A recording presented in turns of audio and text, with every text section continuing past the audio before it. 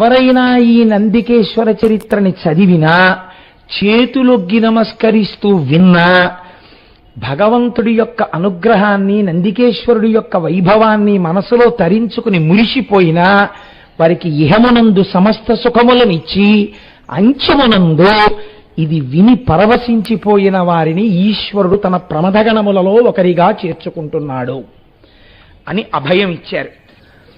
మనం శివాలయానికి వెళ్ళినప్పుడు మనకి ఎదురుగుండా ముందు దర్శనమిచ్చేటటువంటి భగవన్మూర్తి నందికేశ్వరుడు. ఆ నందీశ్వర దర్శనం చేసి మనం అప్పుడు శివాలయంలోకి ప్రవేశించాలని శైవాగమం మాట్లాడుతోంది. ఈ నందీశ్వరుని యొక్క ఆవిర్భావం ఏమి? సాధారణంగా దిండి ముండి అని ఇద్దరు ఉంటారు శివాలయంలో అయితే. విష్ణువాలయంలో అయితే జయ విజయ అని ఇద్దరు ఉంటారు. వీరు ద్వారపాలకులు. స్వామివారి యొక్క రాజద్వారానికి అటు ఇటు ఉండి కాపు కాస్తూ ఉంటారు. అంతవరకు బాగుంది. విష్ణువాలయంలో అయితే గరుడాళ్వారు ఉంటారు. వారిని సేవిస్తారు, వారికి నమస్కరిస్తారు. కానీ గరుడాళ్వార్ అలా శ్రీ మహావిష్ణువుకి ఎదురుగుండానే ఉండాలని కానీ, లేకపోతే గరుడాళ్వారు ఎదురుగుండా లేనటువంటి విష్ణువాలయం ఉండకూడదని కానీ విష్ణు ఆగమంలో ఉన్నట్లుగా మనకు అనిపించదు. ఎందుచేతనంటే మనం అనేక వెంకటేశ్వర స్వామి వారి దేవాలయాలు చూస్తుంటాం. ధ్వజస్తంభంలోనే కింద గరుడు ఉంటూ ఉంటాడు. అంత మాత్రం చేత ఒక్కొక్కసారి ఆళ్వారులలో పక్కనున్న దేవాలయాలు ఉన్నాయి. కానీ శివాలయం అనేటప్పటికీ శివలింగం ఎంత ముఖ్యమో నందీశ్వరుడు అంత ముఖ్యం. ఇది ఎందుకు జరిగింది, ఎలా జరిగింది? అలా ఒక వృషభ రూపమై ఈశ్వరుడు నన్ను క్షమించుగాక ఒక పశువు శివుడి ముందు కూర్చునేటటువంటి అధికారమును ఎలా పొందినది? ఇది కేవలం అలా పడుకోవడం కాదండి. ఒక ఎద్దు మీరు శివాలయం తాలూకా మెట్టు దాటి లోపలికి వెళ్ళగానే ముందు కనపడేది ధ్వజస్తంభం, దాని తర్వాత కనపడేది నందీశ్వరుడు. ఆ నందీశ్వరుడు అసలు ఎలా ఎందుకుంటాడో అన్న విషయం మీకు అర్థమైతే జీవితంలో మీరు 100 మెట్లు ఒక్కరోజు ఎక్కేసినట్టు. అన్ని కొత్త విషయాలు మీకు తెలుస్తాయి. కాదు, అది విన్నంత మాత్రం చేత కొన్ని గొప్ప ఫలితములు కలుగుతాయి. ఇప్పుడు మీరు అవధరించండి, ఒకానొక సమయంలో శిలాదుడు అనబడేటటువంటి ఒక మహర్షి, ఆయనకి ఒక చిత్రమైన కోరిక కలిగింది. మనకి కోరికలు కలుగుతుంటాయి. చిత్రము అన్న మాట ఎందుకు వస్తుంది అంటే, చూడండి, ఎప్పుడు అసలు ఒక ఉపవాసం ఉండడం కానీ, ఒక భగవదారాధన చెయ్యడం కానీ, లేకపోతే భగవత్ సంబంధమైన విషయంలో పాల్గొనడం కానీ తెలియనటువంటి వ్యక్తికి చాలా భగవత్ సంబంధంలో మగ్నమై ఉండే వ్యక్తి కనపడ్డాడు అనుకోండి, ఆశ్చర్యంగా ఉంటుంది. ఏమిటండి ఆయన అలా ఉంటాడు, మరి అంత భక్తి ఏమిటండి అంటాడు. తన దగ్గర లేనిది వేరొకరి దగ్గర ఉంటే చిత్రంగా అనిపిస్తుంది. కానీ భగవంతుని యందు పూనిక కలిగినటువంటి వారు సాత్వికమైన భక్తి చేత ఈశ్వరుణ్ణి కిందకి దింపి తీసుకొచ్చి ఆయన యొక్క అనుగ్రహాన్ని మన మీద వర్షింపచేశారు. అలాంటి వాళ్ళల్లో ప్రాతస్మరణీయుడు శిలాదుడు ఒకడు. ఆయన తన గురించి తాను కోరుకున్నది లేదు, తన గురించి తాను ఆలోచించింది లేదు. ఆయన ఇంద్రుడి గురించి గొప్ప తపస్సు చేశాడు. తపస్సు చేస్తే దేవేంద్రుడు ప్రత్యక్షం అయ్యాడు. నీకేం కావాలని అడిగాడు. అడిగితే ఆయన అన్నాడు, సాధారణంగా ఎవరైనా ఏం అడగాలి, నా కొడుకు కావాలని అడుగుతాడు. ఆయన అన్నాడు, అయోని సంభవుడైన కుమారుడు, చిరంజీవి అయిన కుమారుడు, పరమభక్తుడైన కుమారుడు నాకు కావాలన్నాడు. మీరు అసలు ఆ చిత్రం చూడండి. నాకు కొడుకు కావాలంటాడు ఎవడైనా. ఆయన అన్నాడు అయోని సంభవుడై ఉండాలన్నాడు. అంటే తన కొడుక అంటే తన కొడుకు కాడు, అయోని సంభవుడు కదా. కాబట్టి తన భార్య యందు జన్మించే అవకాశం ఉండదు. అది ఎంత త్యాగం అండి నిజంగా. అసలు ఆ భార్య ఒప్పుకోవద్దు. ఇంత తపస్సు చేసి తమకి కుమారుడు కావాలని అడగలేదు, ఒక అయోని సంభవుడు కావాలి. అలాంటి వాళ్ళండి లోకానికి యుగ యుగముల వరకు వెలుతురు ప్రసరింపచేశారు. వాళ్ళు ప్రాతస్మరణీయులు, వాళ్ళు నమస్కారము చేయబడడానికి యోగ్యులు. అందుకే వాళ్ళని తలుచుకుంటే పాపాలు పోతాయి. అటువంటి అయోని సంభవుడు పరమభక్తుడై ఉండాలి. ఆయన చిరంజీవి అయి ఉండాలి. కొంతకాలం ఉండి కొంతకాలానికి వెళ్ళిపోవడం కుదరదు. అటువంటి కుమారుడు నాకు కలుగుగాక అని అడిగాడు. అడిగితే దేవేంద్రుడు నాలాగే ఓసారి తలకాయ గోక్కునన్నాడు, ఇలాంటి కోరిక నా గురించి తపస్సు చేసి ఎవరూ అడగలేదు. ఇది నాకున్న సమర్థత చేత నేను ఇయ్యగలిగినది కాదు. ఎందుచేతనంటే ఇంద్రత్వం అనేది కూడా ఒక పదవి. ఈ పదవి కొంతకాలం ఉండి వెళ్ళిపోతుంది. నా పదవే తాత్కాలికం, నేను తాత్కాలికం. ఇంద్ర పదవి వెళ్ళిపోయిందంటే ఇంద్రుడు వెళ్ళిపోతాడు, కొత్త ఇంద్రుడు వచ్చేస్తాడు ఆ పదవిలోకి. నాకే లేదు చిరంజీవిత్వం, నాకే లేదు శాశ్వతత్వం, నేను ఇంకోళ్ళకేమి ఇవ్వగలను? తాను వెలిగే దీపం అయితే కదా ఇంకో దీపాన్ని వెలిగించగలదు. తనకి విషయం తెలిస్తే కదా ఇంకొకళ్ళకి చెప్పడం, తనకి శక్తి ఉంటే కదా ఇంకొకళ్ళని రక్షించడం. ఇది నా గురించి తపస్సు చేసి ఎందుకు అడిగావు? నేను ఇవ్వగలని ఎలా అనుకున్నావు? నేను ఇవ్వలేను, కానీ ఇది నా సమర్థత కాదు, కానీ ఇంత తప్పించావు కనుక ఇది ఇవ్వగలిగిన వాడిని చూపిస్తాను. ఇలా ఇవ్వగలిగిన వాడెవరో తెలుసా? ఇది చాలా లోక విరుద్ధమైన విషయాన్ని నువ్వు అడుగుతున్నావు. ఇది ఇవ్వగలిగిన వాడు పరమశివుడు ఒక్కడే ఇవ్వగలడు. కాబట్టి నువ్వు ఆ శంకరుడి గురించి తప్పించు అన్నాడు. చిత్రం ఏంటంటే, పోన్లేండి ఇంకా అంత దూరం అయితే మళ్ళీ శివుడి గురించి తపస్సు చేసి ఇవన్నీ జరిగే పనిలో జరగని పనిలో పోయి మీరేమి ఇవ్వగలరని అడగాలి కదండి. మనమైతే అలా అడుగుతాం, ఆయన అలా అనలేదు, అలాగే అన్నాడు. ఈ పూనికండే, ఈ ధృతి, ఈ పట్టుదల, ఈ శక్తి లోకంలో అద్భుతాలు సృష్టించింది. నాకు తరచూ అనిపిస్తుంటుంది, మన పౌరాణిక వాంగ్మయం ఇవాళ ఏ స్థాయికి వెళ్ళిపోయిందంటే, పురాణంలో నుంచి ఏదైనా ఒక కథ వినడము అంటే ఏ పని పాడు లేనివాడు, జీవితంలో ఇంకా కేవలము మృత్యువు కొరకు ఎదురు చూడడం తప్ప వేరొక వ్యాపకం లేనివాడు, వాడి కొరకు మాత్రమే నిర్దేశింపబడినది అనేటటువంటి ఒక తప్పు అపోహ ఇవాళ కలి ప్రభావం చేత మన యందు కలిగింది. నిజానికి మీరు ఇది ఎవరు వినాలి? నేనైతే అనుకుంటాను, ఈ విషయాన్ని నాకు మనస్ఫూర్తిగా చెప్పుకోవాలంటే ఎవరికి చెప్పాలనిపిస్తుందో తెలుసా అండి? కాలేజ్ గోయింగ్ చిల్డ్రన్ అందరినీ కూర్చోపెట్టి పట్టుదల అన్నది ఎన్ని అద్భుతాలని ఆవిష్కరించింది ఈ దేశంలో. కొన్ని కోట్ల మంది వానరులు కింద ఉండిపోతే ఏ శపథమన్వేష్టం చరణా చరితే పథి, నేను వెడతానని సంకల్పించారు హనుమ. ఈ ఏషా, అందుకే అంత మాట వేసేశారంతే మహర్షి. అసలు సంకల్పించాడు రా, వీళ్ళందరూ కింద కూర్చున్నారు వెళ్ళలేమని, వెడతానన్నాడు. అదే గొప్ప. ఎవడు అసలు లోకమునంతా ఏ పోకళ్ళలో పోతోందో ఆ పోకళ్ళలో పోకుండా నేను ఒక కొత్త విషయాన్ని సాధిద్దామని బయలుదేరిన మొనగాడున్నాడే, వాడి వల్ల లోకానికి అద్భుతాలు జరుగుతాయి. తను నిద్రపోవాలన్న విషయం, తన అన్నం తినాలని విషయం, తను కాఫీ తాగాలన్న విషయం మర్చిపోయారు అబ్దుల్ కలాం గారు. ప్రొఫెసర్ పిలిచి నువ్వు 7 రోజులలో ఈ ప్రాజెక్ట్ ఇవ్వాలి అంటే ఆయన మర్చిపోయారు. మర్చిపోతే అటెండెంట్ ఆయనకి జ్ఞాపకం చేశాడు, మీరు కాఫీ తాగలేదు, మీరు అన్నం తినలేదు అని. ఈ పట్టుదల ఇవాళ భారతదేశ రక్షణ సామర్థ్యమునందు కొత్త కొత్త ఉపగ్రహ సృష్టికర్తయ్యి, వీరు వారు అని లేకుండా అందరి చేత గౌరవింపబడగలిగినటువంటి ఒక మహోన్నత సంస్కారిని తీర్చిదిద్దింది రాష్ట్రపతిగా. అందుకే చూడండి, ఈ సంకల్ప బలం పిల్లల్లో చేర్చాలనో ఏమిటో ఆయన తాపత్రయం. ఎక్కడికొచ్చినా ఆయన పిల్లలతో మాట్లాడడానికి ఇష్టపడతారు. నాకు తెలిసి సర్వేపల్లి రాధాకృష్ణన్ గారి తర్వాత అంతలా పిల్లలకి చేరుకై మాట్లాడడానికి ఇష్టపడేటటువంటి గురుస్వరూపం అబ్దుల్ కలాం గారు. మహనీయుడు మహనీయుడే, వారిని స్మరించడమే సంతోషం. కాబట్టి చూడండి, శిలాదుని యొక్క పూనిక చూడండి, ఇది కొత్త కోణం తొలగాలి. ఇది కదండి, ఇంతమంది దేవతలు, ఇంతమంది దానవులు క్షీరసాగర మథనం చేశారు, హాలాహలం వస్తే పారిపోయారు. మరి శిలాదుడు ఒక్కడు, హనుమ ఒక్కరు, వీళ్ళు చరిత్ర సృష్టించారు. ఎందుకు సృష్టించారు అంటే వాళ్ళ సంకల్ప బలాలు అటువంటివి. నేను ఇవ్వలేని శివుణ్ణి అడుగన్నాడు. ఇంద్రులని సృష్టించగలిగిన వాడు నాకు లొంగుతాడా, నాకు కనపడతాడా అని బెంగ పెట్టుకోలేదుట. తపస్సు చేశాడు. ఎక్కడ కూర్చుని చేశాడో తెలుసా అండి తపస్సు? వజ్రముల వంటి పళ్ళు కలిగినటువంటి పురుగులు ఎక్కువగా ఉండే ప్రాంతంలో కూర్చుని తపస్సు మొదలెట్టాడు. అంటే మనస్సు అంతర్ముఖం అవ్వదు. ఎందుకు అవ్వదు? వాటికి ఒక లక్షణం ఉంటుంది. నిశ్శబ్దంగా కూర్చుంటే చుట్టూ చేరి తమ వజ్రముల వంటి దంతములతో కొరుక్కు తినేస్తాయి శరీరాన్ని. కాబట్టి కూర్చోగానే దోమలు ఎక్కువగా ఉంటేనే సంధ్యావందనం కుదరదు.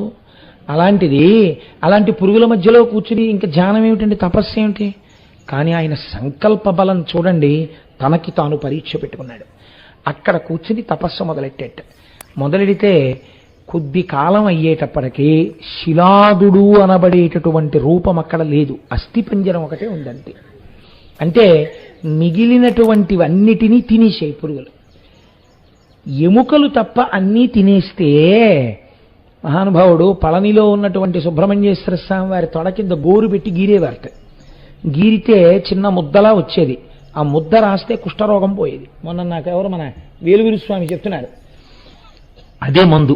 దక్షిణ భారతదేశంలో ఒకప్పుడు కుష్ఠరోగం వస్తే పళని సుబ్రహ్మణ్యేశ్వర స్వామి వారి దగ్గరికి వెళ్ళడం, తొడ కింద గీరి మందు తెచ్చుకోవడం. అలా గీరగా గీరగా గీరగా ఆయన తొడంతా చెక్కుకుపోయింది కొన్నాళ్ళకి. ఇప్పుడు అభిషేకం కూడా ఆయనకి ఉదయాస్తమాన సేవ అయింది, ఎందుకంటే తొడంతా గీసుకుపోయింది. మహానుభావుడండి.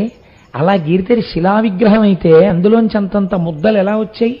ఎన్ని వేల మందికి కుష్ఠవ్యాధి నయమైందో పళని సుబ్రహ్మణ్యేశ్వర స్వామి వారి తొడలోంచి వచ్చిన ముద్దలతోటి. కనుక ఆయన శరీరం అంతా తినేస్తే అస్థిపంజరం ఒకటే ఉంది. ఇప్పుడు మీరు అనకూడదు కాబట్టి అనరు, కానీ చర్మమే తినేస్తే కన్నుల వంటి మెత్తటి వాటిని వదిలిపెడతాయండి. కాబట్టి అవి కూడా తినేస్తే ఏమున్నాయి? ఏమీ లేవు. ఎముకలు ఒక్కటే ఉన్నాయి, అస్థిపంజరం ఒకటే ఉంది. అస్థిపంజరం ఉంటే ఎలా బతికాడండి అని మీరు నన్ను అడగచ్చు. నేను అస్తమానం చెప్తుంటాను, ఒక్కొక్క యుగమునందు ఒక్కొక్క లక్షణం ఉంది. అస్థిగత ప్రాణులు, ఎముకలుంటే బతుకుతారు వాళ్ళు. కాబట్టి ఇప్పుడు ఆయన అంతర్ముఖుడై చైతన్యవంతుడై ఉన్నాడు. ఇటువంటి తపస్సు బహుశಃ నేను చదివినటువంటి పురాణ వాంగ్మయంలో చాలా అరుదు. నేను ఇది చదివినప్పుడు మొట్టమొదటిసారి కాసేపు కుర్చీలో వెనక్కి పడిపోయానంటే కాదు, అలా ఉండిపోయాను. అసలు ఆ పద్యం చదువుకున్నప్పుడు నేను చాలా పద్యాలు తగ్గించేస్తున్నాను. అంటే ప్రధానమైన అంశం అందించడం ప్రధానం, అవతల పూర్తి చేసేయవలసిన రోజు దగ్గరికి తరువుకు వచ్చేస్తోందని. అంటే శివమహాపురాణం అంటే మహాసముద్రం, ఏదో కొంత అందించామన్న తృప్తి. కనుక చిత్రం ఏమిటో తెలుసా అండి? శంకరుడు ప్రమదగణములతో పార్వతీ సహితుడై సుబ్రహ్మణ్య గణపతులతో కలిసి అక్కడ సాకారముగా ప్రత్యక్షమయ్యారు. అంటే ఏకకాలమునందు కొన్ని కోట్ల సూర్యులు అక్కడ ప్రకాశించారు. ఈయనకి బహిర్ముఖుడు కాలేదు. సాధారణంగా భగవంతుడు ప్రత్యక్షమైతే తపస్సు చేసేవాళ్ళు బహిర్ముఖులు అవుతారు, ఈయన అవలేదు. అవకపోతే నీళ్లు జల్లితే బహిర్ముఖుడవడానికి స్పర్శేంద్రియమైన చర్మం లేదు. అయితే జటాజూటం నుంచి నీళ్లు జల్లచ్చు. ఇప్పుడు బయటికి తేవడానికి శంకరుడు ఏం చేశాడో తెలుసా అండి? అసలు సృష్టిలో ఇలాంటిది జరగలేదు. తన కుడికాలు పైకెత్తి కుడికాలి బొటన వేలుతో ఆయన యొక్క మూడవ కన్ను అనగా జ్ఞాననేత్రం ఉండేటటువంటి ఆజ్ఞాచక్రము దగ్గర పెట్టి ఆపెట్టలాగా అప్పుడైన బహిర్ముఖుడయ్యాడు. అసలు నిజంగా ఇలాంటి స్థితి పొందిన మహాపురుషుడు ఉంటాడండి. శంకరుడు యొక్క కాలి బొటన వేలు జ్ఞాననేత్రమునందు కొంతసేపు తగిలి ఉంటే తప్ప అసలు బహిర్ముఖుడు అవల. ఈయన తపస్సు చూసి పొంగిపోయాడు. పొంగిపోయి, ఏమయ్యా దేని గురించి తపస్సు చేశావు అని అడిగాడు. ఆయన ఉన్నదున్నట్లు చెప్పాడు, నేను ఇంద్రుడి గురించి తపస్సు చేశాను. ఆరాధయ మహాదేవం తత్పుత్ర వినికామ్యయా సర్వేశ్వరో మహాశక్తః సతే పుత్రం ప్రదాస్యతి. నువ్వు ఆ శివుడి గురించి తపస్సు చేస్తే ఆయన నువ్వు కోరుకున్న లక్షణములున్న కొడుకునిస్తాడని చెప్పాడు ఇంద్రుడు. అటువంటి కొడుకు కోసం తపస్సు చేశాను అన్నాడు. ఇప్పుడైతే నీకు ఎటువంటి కొడుకు కావాలని అడిగాడు ఆయన. ఇప్పుడు శంకరుడిని చూడగానే ఆయన ఆనందంలో ఒక్క మాట కలిసిపోయింది. ఏంటది? నీలాంటి కొడుకు, అయోనిజుడు, పరమభక్తుడు నాకు కొడుకుగా కావాలన్నాడు. ఈ మాట అనేటప్పటికీ శంకరుడు నవ్వాడు. నవ్వి, నాలాంటి కొడుకు వేరొకడు లేడు, నేనే నీకు కొడుకుగా రావాలి. లొంగిపోయాను నీ భక్తికి, కనుక నేనే వస్తాను నీకు కొడుకుగా. అంటే ఇప్పుడు ఏ స్థితికి తీసుకొచ్చాడంటే పరమాత్మని తన తపస్సుతో, శంకరుణ్ణి జన్మలేని వాణ్ణి. నన్ను ఎవరో అడిగారు ఇవాళ, మా డాక్టర్ గారిలో ఉన్న ఆఫీసులో అడిగారు, శివుడికి బాల్య క్రీడలు ఉండవా అండి అని. పార్వతీ కళ్యాణం విందురు గాని డాక్టర్ గారు, అందులో మీకు తెలుస్తుంది శివుడికి అసలు జననం ఉందో లేదో, తల్లిదండ్రులు ఉన్నారో లేరో, ఎంత చిత్రమైన ఘట్టాలు నడిచాయో ఆ పార్వతీ కళ్యాణంలో. పార్వతీ కళ్యాణం లాంటి ఆఖ్యానం బహుశా ఎక్కడ లేదండి సృష్టిలో. ఎదర విందురుగానే వచ్చేస్తుందో వారం రోజుల్లో. కనుక ఇప్పుడు అటువంటి కొడుకంటే నేనే నీకు కుమారుడిగా వస్తాను, కనుక చాలా సంతోషం, నువ్వు తపస్సుని విరమించు. ఇంకొక వరం ఏమీ ఆయన అడగలేదండి, ఇదొక్కటి అడిగి లేచి వెళ్ళిపోయాడంతే. తన గురించి ఏమీ లేదు.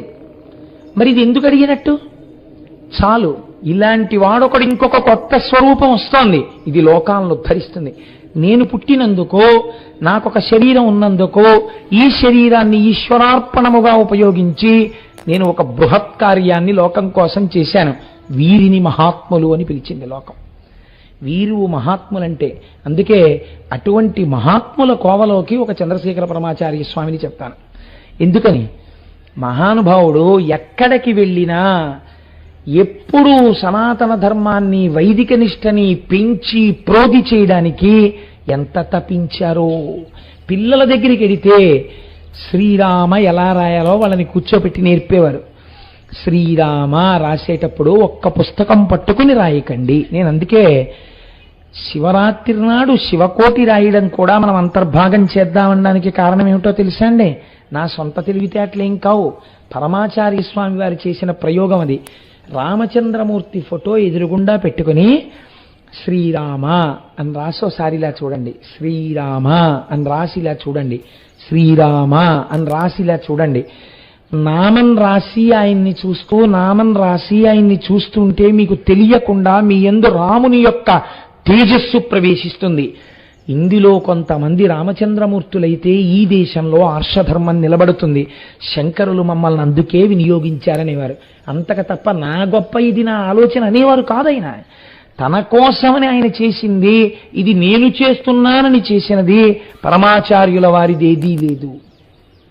అంటే మహాపురుషుడండి చంద్రశేఖర పరమాచార్య అంటే, ప్రాతస్మరణీయుడు. ఆయన పేరు తలుచుకుంటే పాపాలు పోతాయి. కనుక పరమశివ సుతుని అయోజు సురుచిర నవినాశు నీకు జోకగు వాణిన్ పరమ కృప నిమ్ము మురిషద వరమిది ఏ సర్వలోక వంద్యపదాబ్జ. అన్ని లోకముల చేత నమస్కరించేటటువంటి పాదపద్మములు కలిగినటువంటి ఓ శంకరా, నీ వంటి కుమారుడను నాకియ్యి. ఎటువంటి వాడు? సురుచిర అవినాశు, నాశనము లేనటువంటి వాణ్ణి నాకు కటాక్షించు. నీకు జోకగువాని, నీతో సమానమైన వాణ్ణి నాకు కొడుకుగా అయ్యి. అలాగేను అన్నాడు స్వామి. కొంతకాలం అయిపోయింది, ఈయన ఇంటికి వెళ్ళిపోయాడు. వెళ్ళిపోయి ఒకానొక నాడు పరమశివ సంబంధమైనటువంటి ఒక యజ్ఞకార్యాన్ని నిర్వహించడం కోసమని భూమిని దున్ని యజ్ఞశాల నిర్మాణం చేసి అగ్నిహోత్రాన్ని వ్రేల్చడం కోసమని కొన్ని గుండములను ఏర్పాటు చేసి ఆ యజ్ఞాన్ని నిర్వహణ చేస్తున్నాడు. నిర్వహణ చేస్తుండగా ఆ యజ్ఞవాటి యందున్నటువంటి అగ్నిగుండంలోంచి ఒక మూర్తి ఆవిర్భవించారు. ఈయన తరుణేందు కిరీటముతో సురుచిర భస్మానులిప్త శుభ్రతనువుతో వరభుజ చతుష్టయముతో హరువుగ బాలకుడు పొడమె హరునంశముతో. వచ్చినటువంటి వాడు ఎటువంటి వాడు? ఇలా పైకొస్తుంటే ముందు తల మీద ఏం కనపడిందిట? తరుణేందు కిరీటముతో, చంద్రరేఖతో కూడినటువంటి కిరీటం ఉన్నవాడు. ఇది ఒక్క పార్వతీ పరమేశ్వరులే ధరిస్తారు. కళాభ్యాం చూడాలంకృత శశికళాభ్యాం అంటారు శంకరాచార్యుల వారు. అటువంటి చంద్రరేఖతో కూడుకున్నటువంటి కిరీటమును ధరించినటువంటి వాడు, సురుచిర భస్మానులిప్త శుభ్రతనువుతో, ఏ విధమైనటువంటి మలినము లేకుండా ప్రకాశించిపోతున్నటువంటి తెల్లనైన శరీరము మీద అలదినటువంటి భస్మతో కూడినటువంటి శరీరమున్నవాడు, వరభుజ చతుష్టయముతో 4 భుజములు కలిగినటువంటి వాడు, హరువుగ బాలకుడు పొడమే హరునంశముతో, పరమశివుని యొక్క అంశ చేత అట్లాంటి పిల్లాడే బాలశివుడా అన్నట్టుగా ఆవిర్భవించాడు. చిన్ని శివుడేమో అన్నట్టుగా ఆయన్ని చూడగానే పొంగిపోయాట. ఎవరు?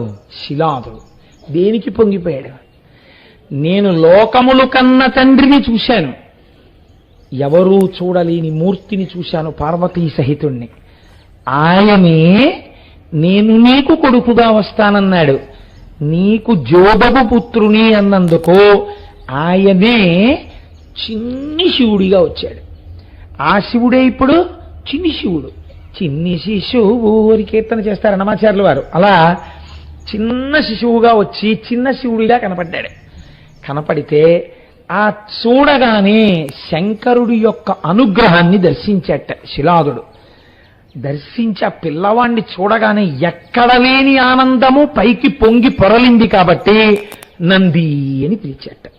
నాలో ఆనందమును ఉద్భవింపజేశావు కాబట్టి నిన్ను నంది అని పిలుస్తున్నాను అని నంది అని పిలిచి కొడుకుని వెళ్ళి కౌగలించుకున్నట్ట. కౌగలించుకుని సంతోషపడి నందమొసగిన వాడవుట నంది అనుచు నామకరణంబునర్చి నానా విదార్థ సంచయము నిమ్మిమై నర్ధి జనులకిచ్చి తనియ చేసి ముదంబునదనరుచుండే. నంది అనేటటువంటి నామకరణం చేసి పుట్టగానే నన్ను సంతోషింపచేశావని ప్రజలందరూ ఆయన్ని చూసి పొంగిపోతుండగా ఆ పిల్లవాడు దినదిన ప్రవర్ధమానం అవుతున్నాడు. అయితే మీకిక్కడ ఒక అనుమానం వస్తుంది. ఏమండి, మీరేమో 4 భుజములు కలిగినటువంటి వాడై 3వ కన్నున్నవాడై పరమశివాంశతో పుట్టాడని అంటున్నారు. శివాలయంలో ఉండేటటువంటి నందీశ్వరుడేమో అదే రూపంతో ఉండొచ్చు కదా, మరి అలా ఉండకుండా ఒక వృషభాకృతిలో పడుకొని ఉంటాడు కదా, ఆయన ఒక ఎద్దుగా ఉంటాడు కదా, అలా ఎందుకు ఉండవలసినటువంటి అవసరం ఏర్పడినది అంటే శాస్త్రం అంది శివునకో ధర్మమునకో అభేదము. ధర్మమే శివుడు. ఎందుకని? శివుడిలోంచి వేదములు వచ్చాయి. వేదములు దేని గురించి చెప్తాయి? ధర్మము గురించి చెప్తాయి. కాబట్టి ఇప్పుడు ఆయన నీలాంటి కొడుకు కావాలన్నప్పుడు వెంటనే పిలిచి ఆది వృషభాన్ని పిలిచేట. ఆ ఆది వృషభమునకు ధర్మము అని పేరు. అంటే వృషభ జాతి యందున్న మొట్టమొదటి వృషభమేదో అది ఆది వృషభం. అందుకే ధర్మము లోపించిపోయిందనుకోండి కలియుగంలో, ఇంకా అంతమైపోవలసి వచ్చింది, ఇంకా ధర్మము లేదు అని ఎవరు కనిపెట్టాలి? ఎవరు ధర్మాకృతియో వారు కనిపెట్టాలి. అందుకే ఎవరు లేస్తారు కలియుగానికి ముందు అంటే శ్రీశైలంలో ఉండేటటువంటి శనగల బసవన్న లేస్తాడు. లేచి ఒక పెద్ద రంకె వేస్తాడు. ఆయన రంకె వేసిన తర్వాత ఇంకా కలియుగాంతం ప్రారంభం అవుతుందని. కాబట్టి ఇప్పుడు ఆ వృషభాకృతియే ధర్మాకృతి. కాబట్టి ఇప్పుడు ఈ ఆది వృషభం ఏది ఉన్నదో ధర్మస్వరూపమై దాన్ని పిలిచి నీవు నందీశ్వరుడిగా అంటే మీకేమర్థమైంది? ఎవడు ధర్మాన్ని పట్టుకుంటాడో వాడు ఆనందాన్ని పొందుతాడు. కాబట్టి నువ్వు ధర్మస్వరూపానివి, నందిస్వరూపంగా నా స్వరూపంగా శిలాదుడికి అయోనిజుడిగా జన్మించు అని శాసనం చేశాడు. అందుకని ఆయన ముందు బాలశివుడిగా దర్శనమిచ్చాడు. అభేద దర్శనమిచ్చాడు. శివుడికి తనకి భేదం లేదు, బాలశివుడు అయి ఉన్నాడు. అందుకని ఇలా దర్శనమిచ్చాడు. కొంతకాలం అయింది. ఒక ఆశ్చర్యకరమైన సంఘటన జరిగింది. కొంతమంది దేవతలు వచ్చి వాళ్ళతో అన్నారు, అయ్యో శిలాదుడా, నువ్వు ఒకటికి ఒకటి విన్నావు, నువ్వు అడిగినదొకటి నీకు ఇయ్యబడినదొకటి, నువ్వు ఎటువంటి స్వరూపాన్ని కోరావో అటువంటి స్వరూపాన్ని నీకు ఇచ్చారు. కానీ పిల్లవాడిది అల్పాయుర్దాయం. ఆయన జ్ఞానము చేత చిరంజీవి అవుతాడు, కానీ ఈ శరీరము చేత చిరంజీవిత్వం లేదు, అలా ఉండడు. ఈ పిల్లవాడు ఆయుర్దాయం అయిపోయిందన్నారు. శిలాదుడు బాధపడి వెంటనే శోకిస్తుంటే ఈ పిల్లవాడు చూసి నందీశ్వరుడు, ఎందుకంత బాధపడతారు నాన్నగారు? నేను శంకరుడి గురించి తపస్సు చేస్తానని మార్కండేయుడు ఎలా తపస్సు చేశాడో అలాగే ఈయన కూడా తపస్సు ప్రారంభించాడు. ఈయన చేసినటువంటి తపస్సు చేత ప్రీతి పొందినటువంటి శంకరుడు మళ్ళీ ఈయనకి ప్రత్యక్షమయ్యాడు. ఏమిటి ఇవాళ ఇన్ని పురుగుల కింద ఉన్నాయి? ఈయనకి ప్రత్యక్షమై ఆయన అన్నాడు, ఇట్లు అయ్యయ్యో పిల్లవాడా, నువ్వు ఎంత భక్తితో తపస్సు చేశావురా, నేనే పరీక్ష పెడదామని మీ ఇంటికి వాళ్ళని పంపాను తప్ప నీవు చిరంజీవివే. మీ నాన్న అడిగినప్పుడే చిరంజీవి అయిన కుమారుడు కావాలన్నాడు. నేను తథాస్తు అన్నాను. నేను తథాస్తు అన్న తర్వాత నీకు మృత్యువు ఎక్కడి నుంచి వస్తుంది? కానీ నా మీద నీకెంత పూనిక ఉన్నదో చూడడం కోసమని ఈ పరీక్ష చేశాను. నీ పూజకి నీ తపస్సుకి నేను పరవశించాను. ఇట్లు చెప్పి శిరంబున నెసగు హేమ కమలహారము శైలాదిగలమునందు వేసి అంతనే అతడును వెలసె పంచముకుడు త్రినయనుడు దశభుజుడు నగుచు. పొంగిపోయాను రాని తన మెడలో ఉన్నటువంటి బంగారు పద్మములతో కూడినటువంటి హారాన్ని ఒక దాన్ని తీసి ఎదురుగుండా ఉన్న పిల్లవాడి మెడలో వేసట. ఒక్కొక్కసారి చమత్కారంగా ఉంటుందండి. ఒకడే భగవంతుడని చెప్తున్నా, గృహస్థులందరినీ ఉద్ధరించి రామాయణం చెప్పుకున్నా, 5 పైసలు ఆశించకుండా మహానుభావుడు ఎన్ని వేల మందినో ఉద్ధరించినా, ఆయన శంకర మఠంలో కూర్చుని చెప్తుంటే, ఆయన పుట్టినటువంటి సంప్రదాయం ప్రకారం ఆయన ఊర్ధపుండ్రాలు పెట్టుకున్నారు. నీకు వచ్చిన నష్టం ఏమిటి? ఆయన ఎప్పుడైనా ఎవరినన్నా నిందించారా, దూషించారా? 10 మందితో మంచిగానే మాట్లాడారు. ఆయన శివానంద లహరి చెప్పుకున్నారు. నాకు తెలిసి శ్రీభాష్యోపలాచార్య స్వామి వారు అలా భేదంతో ఎప్పుడూ మాట్లాడలేదు. నేను మా దొరగారు వెళ్ళి పక్కన కూర్చుంటే ఎన్ని మాటలు దక్షిణామూర్తి స్తోత్రం గురించి, శివానంద లహరి గురించి మాట్లాడారు. వారికి ఉత్తరాలు రాశారు కొంతమంది. నువ్వు వైష్ణవుడవు, నువ్వు శంకర మఠానికి వచ్చి ఉపన్యాసాలు ఎందుకు చెప్తున్నావు? ఇది శంకరాచార్యుల వారి మఠం, నువ్వు చెప్పొద్దని. ఆయన మనస్సు కుంది ఆయన ఉపన్యాసాలు చెప్పడం మానేశారు, కానీ ఈ ఉత్తరాల గురించి చెప్పలేదు. ఎందుకు లేనిపోని ఇబ్బందులు అని ఆయన కనీసం ఇది ప్రస్తావన చేయలేదు. చెప్పకుండా మానేస్తే తెలుసుకునే వాళ్ళు ఎవరో ఉంటారు కదండి, అంతేవాసులు దగ్గర వాళ్ళు ఉంటారు, వాళ్ళకి తెలిసిపోతుంది. వాళ్ళ ద్వారా తెలిసి, అయ్యో చూసావా ఇంతటి మహానుభావుడి మీద కూడా బురద చల్లే వాళ్ళ లోకంలో ఉంటారు అని తెలుసుకుని, ఇది ఆనాడు పెద్ద దిక్కు కనుక పరమాచార్య స్వామి వారికి చెప్పారు. పరమాచార్య స్వామి వారి వెంటనే కంచి నుంచి పీఠకానుకలతో సహా ఒక మనిషిని పంపారు. మీరు వైదిక ధర్మ ప్రచారం చేస్తున్నారు, మీరు వైష్ణవుడైనంత మాత్రం చేత శంకర మఠంలోకి రాకూడదని ఎవరన్నారు? శంకరులు విష్ణు సహస్రానికి భాష్యం ఇచ్చారు. మీరు వచ్చి శంకర మఠంలో కూర్చొని ప్రసంగాలు చేయవలసినదిగా కంచి పీఠాధిపతిగా నేను ఆహ్వానిస్తున్నాను అని వారిని ఆహ్వానించి పీఠకానుకలు పంపారు. అప్పలాచార్య స్వామి వారు మళ్ళీ వచ్చి కూర్చుని ప్రసంగాలు చేశారు. అవి పెద్ద మనస్సులంటే. అందుకని వారు ప్రాతస్మరణీయులయ్యారు. అందుకని తెల్లవారి లేస్తే నడిచే దేవుడిని నమస్కరిస్తాం, నడిచే దేవుడిని స్మరిస్తాం. అంతటి మహాపురుషుడు పరమాచార్య స్వామి అంటే. కనుక చూడండి, నేను ఈ విషయాన్ని మీతో ఎందుకు ప్రస్తావన చేయవలసి వచ్చింది అంటే, ఇది నీకు కేవలం పరీక్ష. ఈ పరీక్ష యందు నువ్వు నెగ్గావు కాబట్టి ఒక సన్మానములో పరమాచార్య స్వామి వారు పంపించినటువంటి కామాక్షి మూర్తికి ఎంత పరవశించిపోతామో, అలా శంకరుడు తన మెడలో ఉన్న మాల తీసి ఆ పిల్లవాడి మెడలో వేసేట. ఈ మాల ఆయన మెడలో వెయ్యగానే ఏమి జరిగింది అంటే, ఆయనకి కూడా 3వ కన్ను వచ్చింది. ఆయనకి కూడా సద్యోజాత అఘోర తత్పురుష వామదేవ ఈశానములని శివుడికి ఎలా 5 ముఖాలుంటాయో 5 ముఖాలు వచ్చాయి. ఆయనకు కూడా 10 భుజములు వచ్చాయి. వచ్చి శివుడితో సమానంగా అలరారుతూ ఎదురుగుండా నిలబడ్డాడు. పార్వతీ పరమేశ్వరుల యొక్క అనురాగం అంటే ఎలా ఉంటుందో చూడండి. పొంగిపోతూ పార్వతీదేవి వంక చూశాట్ ఇలా తిరిగి. అమ్మవారు పుత్ర ప్రేమతో పరవశించిపోతూ ఆ నందీశ్వరుణ్ణి అక్కున చేర్చుకుందిట కొడుగ్గా. కడుపున పుట్టినవాడు అవ్వాలా అండి? విశాల హృదయం ఉన్నటువంటి వాడు అంత ప్రేమగా ప్రవర్తిస్తాడు. అక్కున చేర్చుకుని కౌగలించుకుంటే, మీరు ఇలాంటివి వింటే మన ప్రవర్తన ఎందే ఒక మార్పు వస్తుందండి. ఒక చిన్నపిల్లల దగ్గరికి వెళ్ళి మాట్లాడేటప్పుడు, నేను ఒక నందీశ్వరుడితో శంకరుడు మాట్లాడినట్టు నేను మాట్లాడలేనా? నేను అంత ప్రేమగా కౌగలించుకుని మాట్లాడలేనా? ఎందుకు లేనిపోని డాంబికంతో కూడిన ప్రవర్తన? వాడు చిన్నవాడు కాబట్టి నాకేదో చెయ్యాలి, నాకు కుర్చీ వెయ్యాలి కాదు. వాడిని చూడగానే నేనే వెళ్ళి గభాలన కౌగలించుకుని, ఆయుష్మాన్ భవ, నాన్న బాగున్నావా, బాగా చదువుకుంటున్నావా అని మీరు అడుగుతారు. మీ సంస్కారాన్ని మార్చేస్తాయి. శంకరుడు అంటే శంకరుడే, మహానుభావుడు. జగతపితరవు వందే పార్వతీ పరమేశ్వరవు. కాబట్టి ఇప్పుడు సంతోషం ఆగలేదట ఆయనకి. శివుడా వెంటనే తన జడలను నహార నిర్మాలమగు వారి నంజలిన్ ఘటించి నందిపై చల్లే మించి జలములైదు నదులై ప్రవహించనక్కజముగా. తన జటాజూటంలో ఉన్న నీళ్లు తీసి ఆ పిల్లాడి మీద ఇలా చల్లేట. ఇలా చల్లితే అవి నందీశ్వరుడి నుంచి జాలువారి 5 నదులుగా ప్రవహించేట. అవే త్రిస్రోత, జటోదక, స్వర్ణోదక, జంబూ నది, వృషధ్వని. 5 నదులు వెడుతున్న మధ్యలో ఈశ్వరుడు యొక్క శివలింగం ఉంది. నందీశ్వరుడు ప్రతిష్ఠ చేసింది. 5 నదులలో స్నానం చేసి శివలింగాన్ని ఎవరు అర్చిస్తారో వారికి మోక్షం ఇయ్యబడుతుంది అని శాస్త్రం. కాబట్టి ఈ 5 నదులు ప్రవహించాయి. ప్రవహించిన తరువాత పార్వతీదేవే కదండి, ఏమండి వాడికి నీళ్లు జల్లారు బాగుంది, వాడికి మీ మెళ్ళో మాల వేశారు బాగుంది, మీ వంటి వాణ్ణి చేశారు బాగుంది, కానీ ఇంతా చేసిన తర్వాత మీరేమో అంతటి చేత పూజనీయులా, మరి వాడికేం అధికారం ఉంది, వాణ్ణి ఏదో మంచి పనిలో పెట్టండి అంది.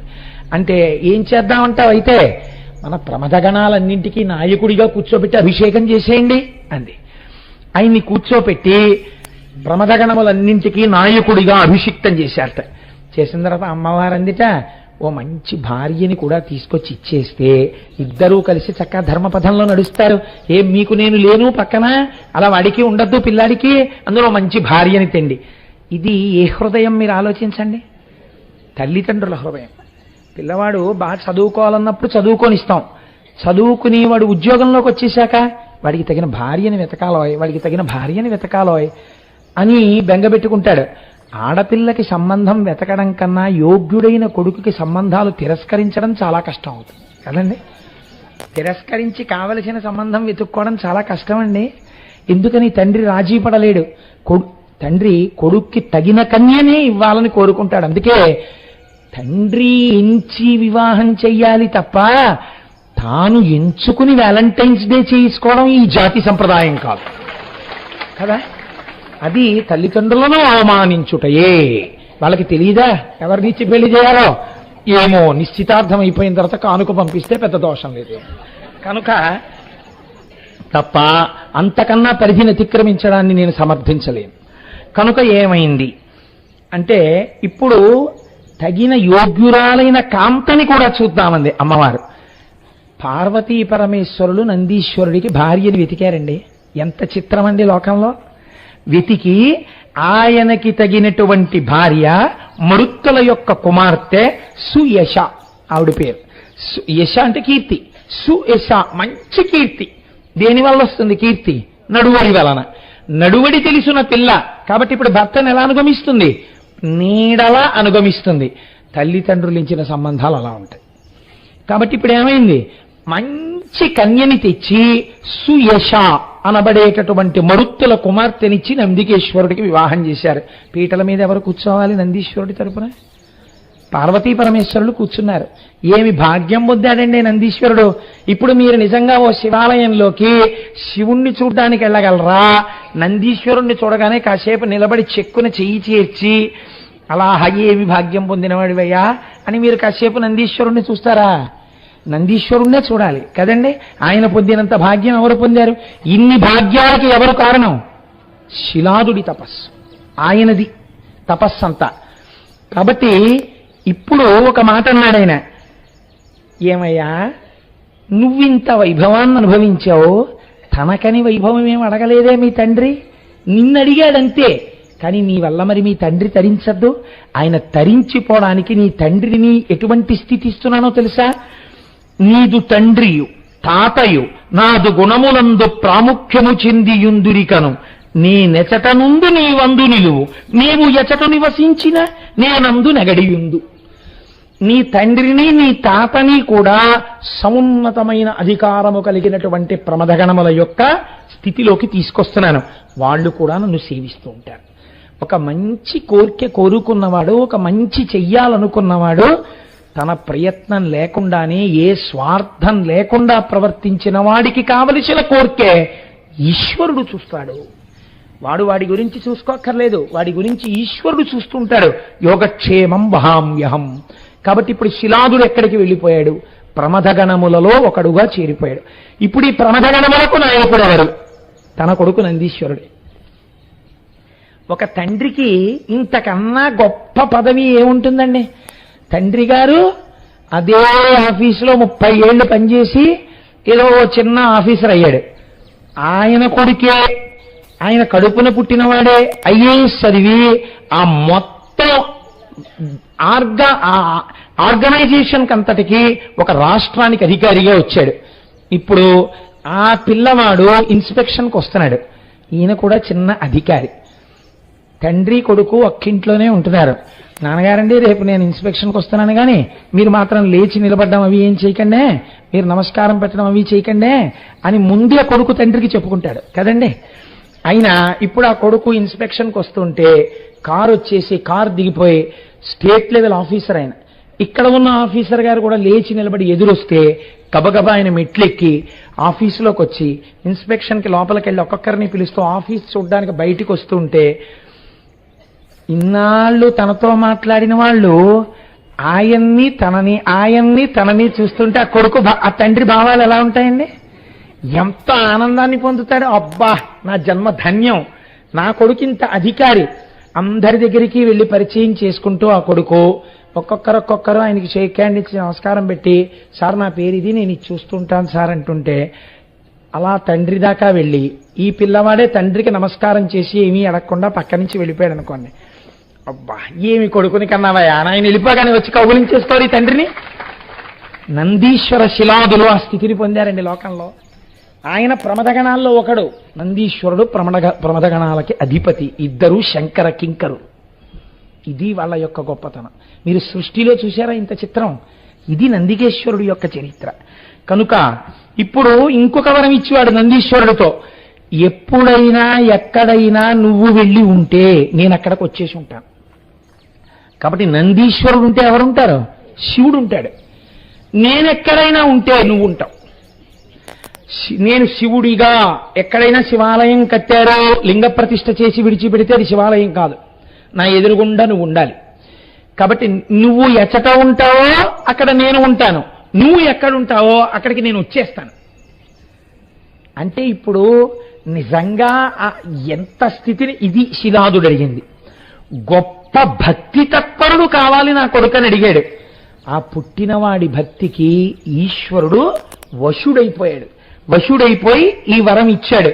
అయితే చిత్రం ఏమన్నారంటే ఇందులో, ఈ లీల ఎవడేనియు లోలమతిన్ వినినా చదివినా లోకసుఖంబుల్ చాలబడసి పరమందున నీలగ్రీవుని పదంబు నెక్కును మౌనుల్.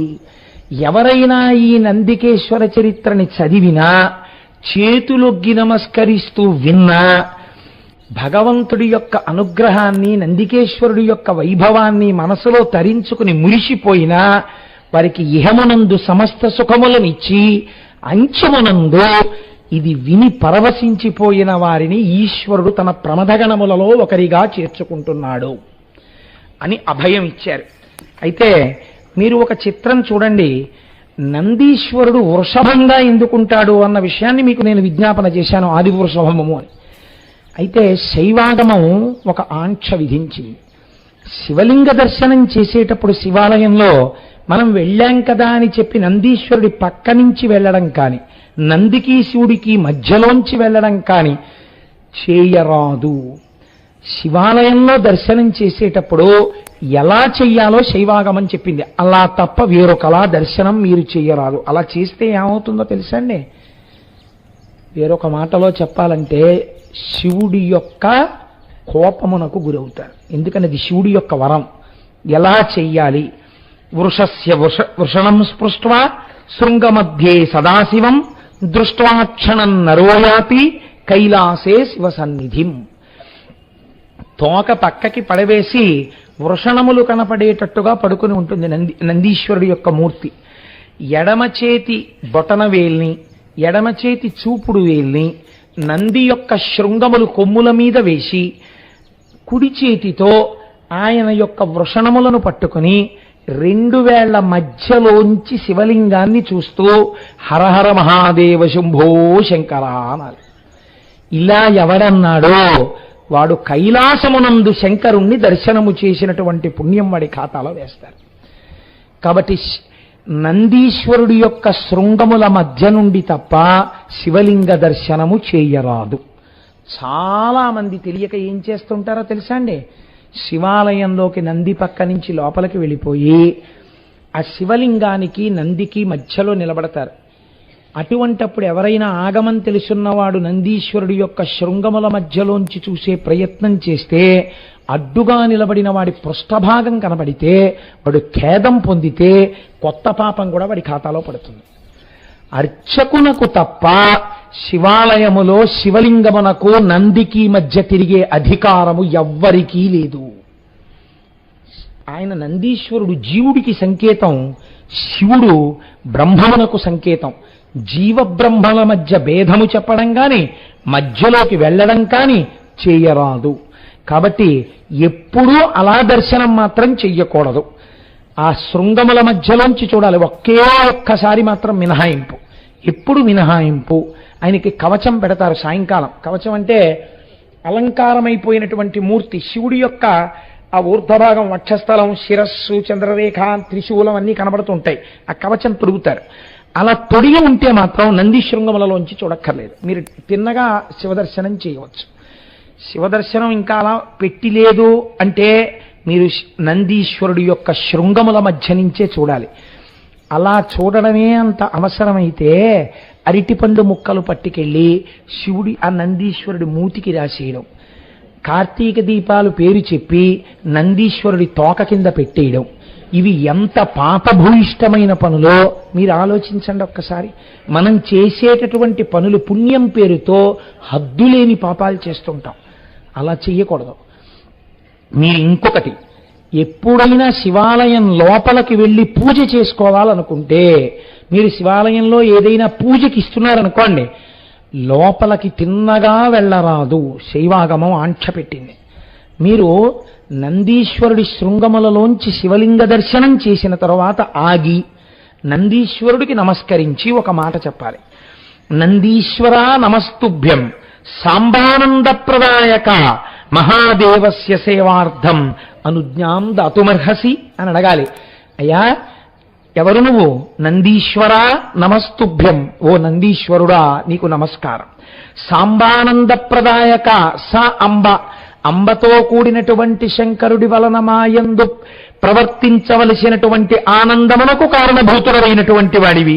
మహాదేవస్య సేవార్థం, నేను మహాదేవుని యొక్క సేవ చేసుకోవాలని లోపలికి వెళ్ళాలనుకుంటున్నాను.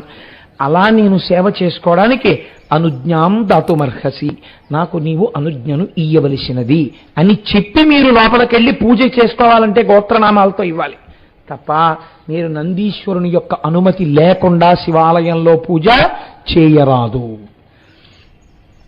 ఈ నందీశ్వరుడు మీరు చూడండి, 4 పాదములతో చక్కగా అలా పడుకుని ఉంటాడు. ఆవిడ సభలో ఉన్నారో లేరో కానీ చాలా సంతోషం శర్మ గారు. శివుడు గురించి చెప్పేటప్పటికీ సుబ్రహ్మణ్యుడు వస్తుంటాడులా ఉంది. మనం ఈ సభలో ఉన్నారో లేరో నాకు తెలియదు అసలు. లేకపోతే ఆవిడ ఒకసారి మైక్ దగ్గరికి పిలిచి పాడమన్నారు. రాజీ గారు ఉన్నారేంటి ఎక్కడైనా? లేపాక్షి బసవయ్య లీచిరావయ్య కైలాస శిఖరిలా కదలిరావయ్య అని ఆ బసవయ్య ధర్మమునకు మారు పేరు. ఆ లేపాక్షిలో ఉండేటటువంటి బసవయ్య అంత అందంగా ఉంటాడు. ఆయన 4 పాదములతో పడుకుని ఉంటాడు. ఆ 4 పాదములు ఏమిటో తెలుసా అండి? అది ధర్మము. ఆ ధర్మము మీదనే భగవంతుడైనటువంటి శివుడు అధిరోహించి ఉంటాడు. మీకు ధర్మమే సమస్తమును తీరుస్తుంది. ధర్మమే సమస్తమునకు ఆలవాలమవుతుంది. ఆ ధర్మమే నందీశ్వరుడి యొక్క 4 పాదములుగా ఉంటుంది.